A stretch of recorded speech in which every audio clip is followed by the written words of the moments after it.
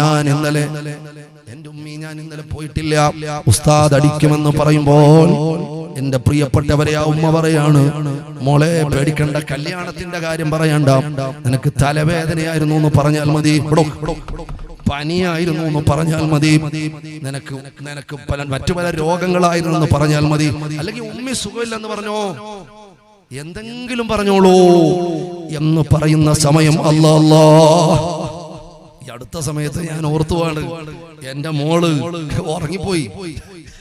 രാവിലെ ചെറിയ ക്ലാസ്സുകൾക്കൊക്കെ രാവിലെയാണല്ലോ, സമയമില്ല, സ്കൂളിൽ പോകണല്ലോ, സുബഹി കഴിഞ്ഞ ഉടനെ തന്നെ ക്ലാസ് തുടങ്ങും. മകൾ ഉറങ്ങിപ്പോയി.